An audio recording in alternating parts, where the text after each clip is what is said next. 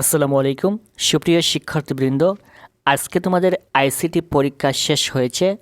তোমাদের আইসিটিতে A+ পাওয়ার জন্য কয়টা এমসিকিউ সঠিক দেখাতে হবে। আজকে তোমাদের পরীক্ষায় শুধুমাত্র এমসিকিউ ছিল, কোনো ধরনের লিখিত নেই। তোমাদের পরীক্ষায় শুধুমাত্র এমসিকিউ এবং প্র্যাকটিক্যাল রয়েছে। যদিও তোমাদেরকে প্র্যাকটিক্যাল খাতাটা জমা দিতে হয় না, তবুও তোমাদের পরীক্ষায় প্র্যাকটিক্যাল 25 মার্ক থাকবে এবং তোমাদের 25 নম্বর হচ্ছে এমসিকিউ। তার পূর্বে তোমাদেরকে জানিয়ে রাখি, সামনে তোমাদের গণিত পরীক্ষা অনুষ্ঠিত হবে।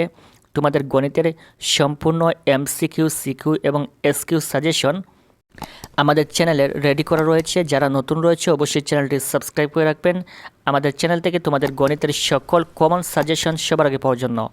তোমাদের আইসিটিতে এমসিকিউ ছিল 25টি।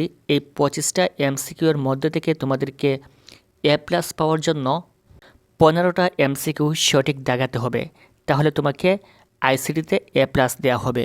অর্থাৎ তোমাদের 25টা এমসিকিউর মধ্যে থেকে যে সকল শিক্ষার্থীদের 15টা এমসিকিউ সঠিক হবে কিংবা 15টার উপরে এমসিকিউ সঠিক হবে, তোমাদেরকে আইসিটিতে A+ দেওয়া হবে।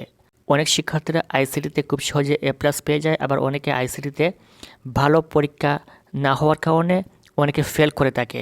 সো এক্ষেত্রে তোমাদেরকে পাস করার জন্য 8টা এমসিকিউ সঠিক দেখাতে হবে এবং তোমাদের A+ পাওয়ার জন্য 15টা অথবা 15টার উপরে এমসিকিউ সঠিক দেখাতে হবে, তাহলে তোমাদেরকে আইসিটিতে A+ দেওয়া হবে। আশা করি বুঝতে পেরেছ। সামনে তোমাদের গণিত পরীক্ষা রয়েছে। গণিতের সকল সাজেশন পাওয়ার জন্য চ্যানেলটি অবশ্যই সাবস্ক্রাইব করে রাখবেন। Thank you so much.